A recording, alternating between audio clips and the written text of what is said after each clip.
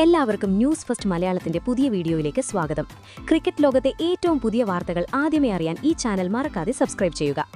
IPL 2026ന്റെ ആവേശകരമായ വേദിയിൽ 7ാം മത്സരത്തിൽ പഞ്ചാബ് കിങ്സിനോട് ചെന്നൈ സൂപ്പർ കിങ്സ് ഏറ്റുവാങ്ങിയത് കേവലം ഒരു തോൽവിയായിരുന്നില്ല.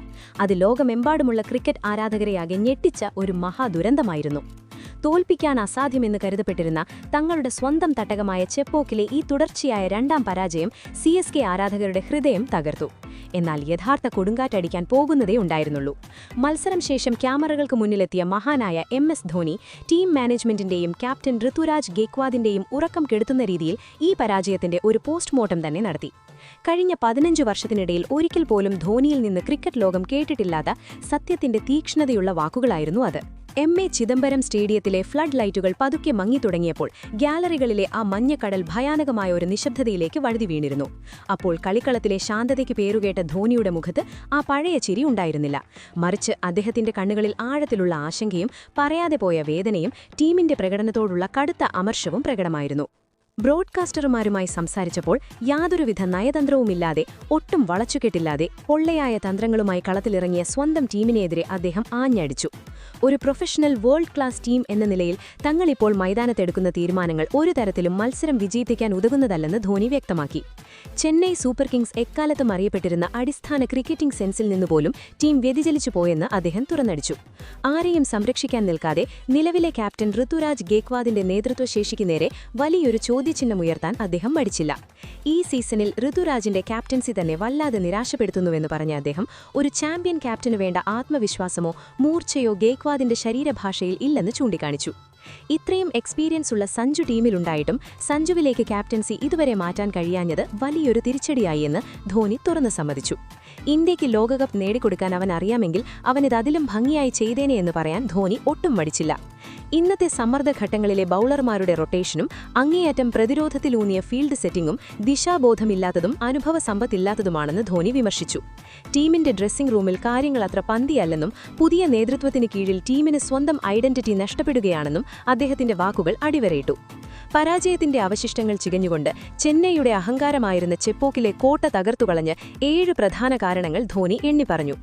ആദ്യത്തെ 6 ഓവറുകളിൽ വിക്കറ്റ് വീഴ്ത്തുന്നതിൽ ബൌളർമാർ പൂർണ്ണമായും പരാജയപ്പെട്ടതാണ് ഒന്നാമത്തെ കാരണം. തുടക്കത്തിൽ പന്തിന് നല്ല ചലനം ലഭിക്കുന്ന ചെപ്പോക്കിലെ പിച്ചിൽ എതിർ ടീമിന്റെ മുൻനിരയെ തകർത്തില്ലെങ്കിൽ അവർക്ക് നിലയുറപ്പിക്കാൻ അത് സുവർണാവസരമൊരുക്കും എന്നും പഞ്ചാബ് ബാറ്റർമാർ കൃത്യമായി അത് മുതലാക്കിയെന്നും ധോനി പറഞ്ഞു. രണ്ടാമതായി നടുനിരയുടെ വഞ്ചനയും നിലുത്തരവാദിത്തവും അദ്ദേഹം ചൂണ്ടിക്കാണിച്ചു. യുവാക്കളായ ആയുഷ് മാത്രയും സർഫറാസ് ഖാനും തങ്ങളുടെ പരിമിതമായ അനുഭവ സമ്പത്ത് വെച്ച് ജീവൻ മരണ പോരാട്ടം നടത്തി. ഉത്തരവാദിത്വം കാണിക്കേണ്ട മുതിർന്ന താരങ്ങൾ വിക്കറ്റുകൾ എതിരാളികൾക്ക് സമ്മാനിച്ച് ടീമിനെ സമ്മർദ്ദത്തിന്റെ പടുകുഴിയിലേക്ക് തള്ളിയിട്ടു. ഓരോ റണ്ണിനും സ്വർണത്തിന്റെ വിലയുള്ള ആധുനിക ക്രിക്കറ്റിൽ കുട്ടികളെ പോലെ എളുപ്പമുള്ള ക്യാച്ചുകൾ കൈവിട്ടതും ബൗണ്ടറി ലൈനിലെ അലസതയും ഒരിക്കലും അംഗീകരിക്കാനാവില്ല.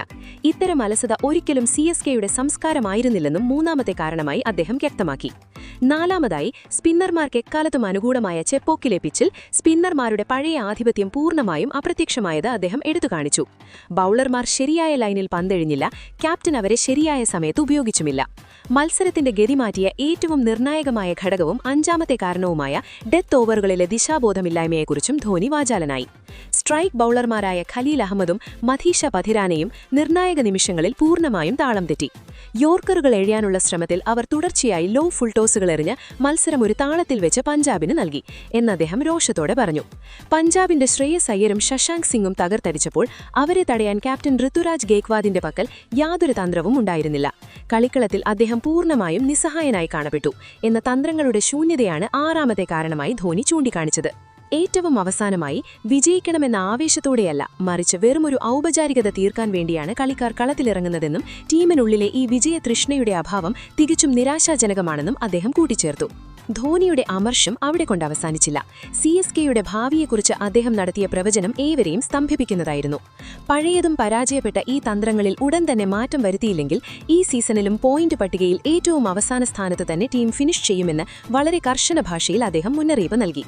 കഴിഞ്ഞ വർഷത്തെ ആ നാണക്കേട് വീണ്ടും ആവർത്തിക്കുമെന്ന അദ്ദേഹത്തിന്റെ ഈ മുന്നറിയിപ്പ് CSK ഒരിക്കൽ കൂടി ചാമ്പ്യനാകുമെന്ന് പ്രതീക്ഷിച്ചിരുന്ന കോടിക്കണക്കിന് ആരാധകർക്ക് വലിയൊരു ആഘാതമാണ് സൃഷ്ടിച്ചത്.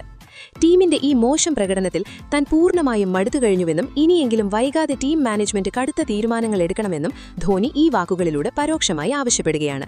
സുഹൃത്തുക്കളെ, MSDയുടെ ഈ സ്ഫോടനാത്മകമായ വെളിപ്പെടുത്തലുകൾ ചെന്നൈ ക്യാമ്പിൽ പുതിയൊരു ചർച്ചയ്ക്ക് തിരികൊളുത്തിയിരിക്കുകയാണ്.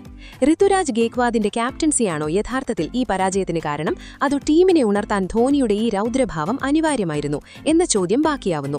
നിങ്ങളുടെ വിലയേറിയ അഭിപ്രായങ്ങൾ താഴെ കമന്റ് ബോക്സിൽ MSD ട്രൂത്ത് എന്ന് രേഖപ്പെടുത്തി ഞങ്ങളുമായി പങ്കുവയ്ക്കുക. IPL 2026ന്റെ പുതിയ ആവേശകരമായ വാർത്തകൾക്കും CSKയുടെ അടുത്ത നീക്കങ്ങൾ അറിയുന്നതിനും ഈ ചാനൽ ഇപ്പോൾ തന്നെ സബ്സ്ക്രൈബ് ചെയ്യുക.